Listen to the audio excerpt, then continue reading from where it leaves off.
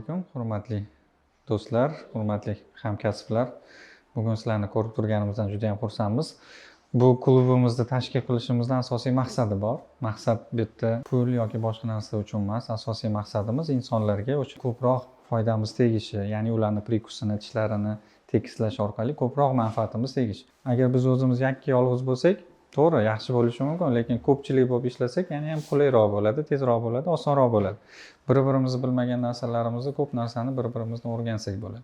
Kimdir 3-klassda davolashga ustun, qulayroq life hacklarini biladi. Kimdir bo'g'im bilan ishlash osonroq, unga qulayroq nyuanslarini biladi. Yana kimdir boshqacha apparatlar bilan. Shuning uchun shu narsani biz kollaboratsiya qilsak, bir-birimiz bilan aylantirib ishlasak, kimdir qilib ko'rgan narsani qilib ko'rsak, balki bizni bemorlarimizga, bizni patsientlarimizga ko'proq foydali bo'ladi, manfaatli bo'ladi degan umidda shu klubni ochdik. Bu klub ochilishiga asosiy sabab, esinglarda bo'lsa, Krishtian Toshkentga keluvdi. O'sha kuni o'tirib Krishtian aytgan edi, har bir davlatda o'zini o'rta klubi bor, sizlarda ham bo'lsa kerak dedi. O'shanda kallamda lampochka yondi. Voy, bizda yo'q-ku rostdan ham shunaqa o'rta klub. Har oyda bir marta ko'rishib, uchrashib, gaplashib, keyslarni razbor qiladigan o'rta klub hosil qilish kerak deb, o'sha kuni mana Mirsodiqlar bilan birgalikda shu Telegram kanalini ochdik. Shu tariqa birinchi kunimizni boshlaymiz. Birinchi keysni men o'zim boshlab berishga harakat qildim. Osonroq bo'lsin, oramizda yangi insonlar bo'lsa, yangi ish boshlayotgan insonlar bo'lsa, juda murakkablikdan emas, osonroq ishdan boshlab turib, yaxshi natijalarga erishishga harakat qilish uchun. Bugun bemorimiz 3-klass, 3-klass o'sadigan yoshda. Bu bemorimizga biz qanaqa apparat qo'yganimizni hozir navbatda ko'rsatamiz. Profilini ko'rishimiz mumkin. Oldi tomondagi holatda shundoqqina burun holatlari, yuzning o'rta qismini chuqurlashganini, tabassum qilganda yuqoriga frontal tishlarini ko'rinmasligini ko'rib turibmiz. Mana bu holatda ham e'tibor qaratishimiz mumkin. Pastki lablari tashqariga qayrilgan, lablarini holatiga agar e'tibor bersak, quruq. Bu narsa ko'pincha o'sha burundan nafas olishni qiyinlashuvda, og'iz orqali nafas oladigan bolalarda ko'pincha uchraydi. Bemorimiz yon tomondan ko'rinishi. Shundoqqina bizda shunaqa yarim oysimon tuzilishga ega, ya'ni vognutty deyiladi. Yuzimizning o'rta qismini yaxshi o'smay qolganini, orqada qolganini ko'rishimiz mumkin. Yuqorgi lablarimiz pastki lablarga nisbatan orqada kulgandagi holat. Bemorimizning okklyuziya holati. Okklyuziya holatida e'tibor bergan bo'lsak, ko'p sut tishlarimiz yo'q, olingan, vaqtidan oldin okklyuziya holati 3-klass, ya'ni teskari qoplov chuqur. Hamma biladigan Frenkel apparatini qo'yganmiz bu bemorimizga. Shu apparat yordamida yuqori jag'ini o'stirishga harakat qilib ko'rdik. Mana bu natijamiz. Sanasi hozir yozilgan, taxminan 1 yilga yaqin vaqt ketgan edi. Olingan natijamiz, bemorimiz doimiy tarzda taqqan. Yuz tuzilishini ko'rishimiz mumkin, oldingi va keyingi holatini, qanday holatda o'zgarganini. Tabassumdagi holatda yuqori tishlar ko'rinishda boshladi. Yon tomondan ko'rinish. Mana shu sohada ko'rishimiz mumkin. 29-aprel 2024-yil qo'yilgan ekan. Buni rasmdan ko'rib bildim. 25-oktyabrda yaqinda kelganda rasmga olib, ataylab shu keysni, undan oldin boshqa keys o'zi tayyorlagan edim. Shu keysni ko'rsatmoqchi bo'lib, rasmga olib yana solishtirib ko'rdim. Yuzlarini o'rta qismini agar ko'radigan bo'lsak, anchagina o'sgan, qanaqa holatda bo'lganini ko'rishimiz mumkin. Yuqorgi lablari anchagina oldinga chiqqan. Yuz tuzilishi, profillari o'zgargan. Bolalarda ishlash ancha qulay, baribir oson. Natijaga erishish oson bo'ladi. Qiziqib ko'rdim. Endi Frenkel taqqandan keyin rentgenda qanaqa o'zgarishlar bo'ladi, rentgen qilib tekshirib ko'raylik deb. Lekin bu bemorimizda ham rentgen qilganmiz, boshida menimcha 3D qilmagan bo'lsam kerak, sustavlarini qanaqa holatdaligini bilmayman, afsuski. Endi keyingi etaplarda mana o'rta klub uchun xudo xolasa deb rentgen qilib solishtirib ko'ramiz. Rentgendagi holati ko'p tishlari olingan, lekin hamma tishlari bor. Bu sefalasi. Albatta, o'sha Frenkel taqilgandan keyingi holat. E'tibor bergan bo'lsak, 6-tishlarimiz bir-biriga tegmayapti, ozgina dezokklyuziyasi bor.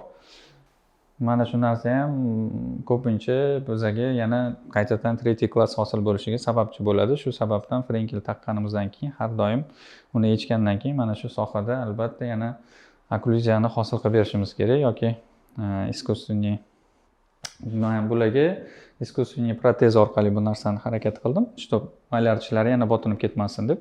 Agar sut tishlari bo'lganida men imkon boricha bu sut tishlarining ustiga plombadan nakladka qilib berardim. Tishlaganda bir-biriga tegib turishi uchun. Bunaqa keysam ham bor, xudo xolasa keyinchalik ko'rsatamiz yana uni ham. Ringini yon tomondan ko'rinishi, nafas yo'llari yomon emas. Afsuski oldingi holati hozircha yo'q. Sustavini holatiga e'tibor beramiz. Mana sustavini holati Frenkeldan keyin o'sha 25-oktyabr kuni olingan. Iloji bo'lsa yana 1 yildan keyin yana bitta rentgen qilib tekshirib ko'ramiz nasib. Agar birgalikda bo'lsa, xudo xolasa buni qanaqa o'zgarishlar bo'lishini yana ko'rishimiz mumkin. Bu chap tomondagi rentgen sustav. Rentgen Ostimda qilingan, to'g'ri kачество unaqa zo'r emas. Imkon qadar harakat qilyapmiz. Bizda bori shu, toshmaydi hozircha. Frenkel bilan ishlaganda yana bitta narsaga imkon qadar amin bo'ldim. Bu narsani sizlar ham eslab qolsanglar, menimcha yaxshi bo'ladi, foydali bo'ladi.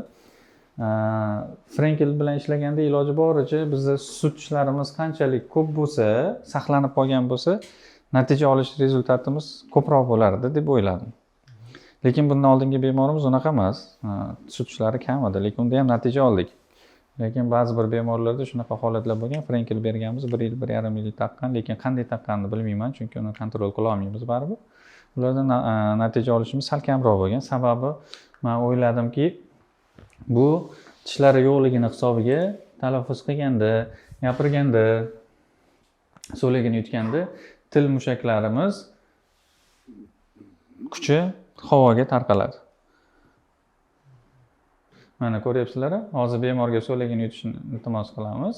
Mana til mushaklarini agar e'tibor berib qarasak, mana til mushaklari chiqib ketyapti yon tomonga. Agar bizda o'sha sut tishlarimiz saqlangan holda bo'lganida, balki natija olishimiz, rezultatimiz balki undan ham yaxshiroq bo'lishi mumkin edi.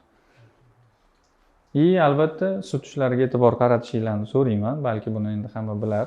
Sut tishlari ko'pincha 3-klass bolalarda yedirilmagan bo'ladi, uni chaqlash kerak bo'ladi. Aptochka qilib ko'pincha biz bu narsani chaqlatib tugatamiz. Kamaytiramiz.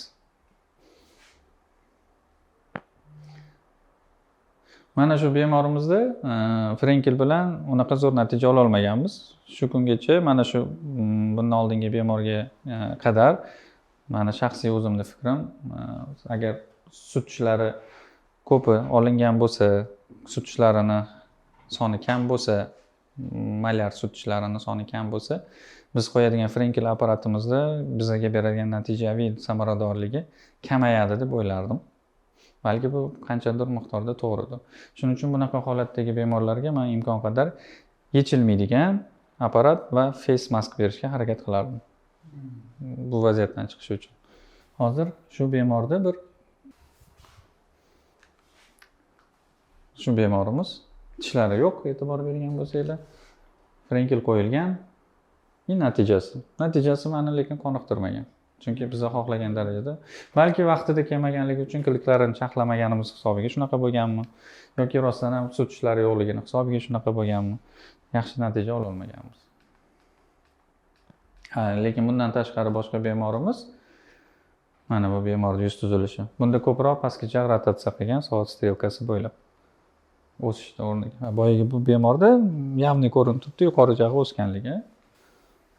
Mana oldingi holati, keyingi holati. Bularni ko'rdik. Yana bitta life hack, endi buni bilsanglar kerak. Ko'pincha Frenkel taqqanda prikus chuqurlashadi. Teskari bo'lgani hisobiga prikus yana kamayib qoladi, obratniy bo'lib qoladi. Shunaqa holatlarda ko'pincha men orqasiga ozgina plastmassa qo'shib qo'yaman, prikusni ko'tarishimiz kerak, yana oldinga chiqish uchun. Mana bu явный 3-klassimiz. Bunda sut tishlari bor. Mana shu sut tishlari bor bemorimizda olingan natija yaxshi bo'lgan. Shu kungacha men shunaqa deb o'ylab keldim. Boyagi bemorimni ko'rmaganimda. U meni ozgina shu narsa qanaqadir chalg'itdi. Balki sizlar ham praktikanglarda shu narsani qilib ko'rsanglar, shuni solishtirib ko'rishimiz mumkin. Sut tishi bo'lganda Frenkel ishlatganimiz qulayroq, sut tishi bo'lmaganda qanaqadir yechilmaydigan apparatlar, face masklar orqali yuqori jag'ni o'stirgan balki ma'qulroqdir. Buni bir solishtirib ko'rishimiz kerak bo'ladi. Oldingi holatda, keyingi holatdan. Mana shunaqa. Menga berilgan vaqtidan oldin tugatishga majburman. 12 daqiqa bo'libdi. Men sal tez o'qiyman, shunaqa. Menga qanaqa savolinglar bor? Menda bitta savol bor edi. Mana shu Frenkel apparati birinchidan necha yoshgacha berasiz? Chegarasi bormi, yo'qmi? Keyin qancha muddatga berasiz? Ortodontni yoniga keladigan посещенияsi bor. O'sha interval qanaqa bo'ladi? Qancha vaqtda kelish kerak ortodont yoniga? 7 yoshdan 9 yoshgacha harakat qilaman, lekin 5 yoshli bemorlarim ham bor. Ba'zi bemorlarimiz agar disiplinli bo'lsa, taqadigan bo'lsa, 5 yoshli, 6 yoshli bolalarga ham berganman. Maksimum 9 yoshgacha berganman. 9 yoshdan kattalarga bermaganman, o'zimning shaxsiy praktikamdan. Bemorni ota-onasiga aytishim bo'yicha 1 yil davomida taqadi deyman. Lekin ba'zi bir bemorlarda 6 oyda, 3 oyda natijaga erishish mumkin. Bir xilgilarda 9 oylarda bo'lib qoladi o'zi avtomatik tarzda. Lekin o'rtacha 1 yil, 1,5 yil taqiladi deb aytaman. Har oyda bir marta keladi. Sababi boya aytganimdek, prikusimiz ko'tarilgan holatda yuradi. Prikus tushib qolishi mumkin, yana teskari holatga o'tib qolishi mumkin. Bunaqa holatda tepasidan oldinga chiqishi qiyin bo'ladi. O'sha narsani kuzatib turaman. Agar chuqurlashib qolgan bo'lsa, peribazirovka qilib, boyaga plastmassasini qo'shib beraman. Ikiliklari chaqlanmagan bo'lsa, o'sha har oy kelganda chaqlab turaman. Lekin hech qanday mexanik elementi yo'q, uni 2 oyda bir chaqirsa ham bo'ladi o'zi. Mantiqiy olib qaraganda. Shuning uchun lekin men har 1 oyda bir marta kelib turinglar deyman, ko'rish uchun. Bemorni taqish naqasichi? Tartibi qanaqa bo'ladi? Bemorni taqishi 22 soat, faqat ovqatlanganda yechadi. 22 soat taqadi, maktabga ham uxlab yotganda ham taqib yotish kerak, faqat ovqatlanganda yechadi deb aytaman, tushuntiraman. Bo'ldi, faqat shu payt yechiladi. Demak, kanikuldan oldin kelish kerak ekanda. Bu hammani indaqasiga bog'liq-da, xohishiga bog'liq. Kim nimani xohlayapti? Agar bemorning ota-onasi shu narsani xohlasa, tushunsa, bolani majburlaydi, hech ham indaqasi yo'q. Bolani disiplinasiga ham bog'liq. Bola kelganda ko'ramiz, agar sho'x bo'lsa, aytganini qilmaydigan bola bo'lsa, unga frenkelni qo'yishdan foyda yo'q. Unga yechilmaydigan apparat qilib berishga harakat qilinadi.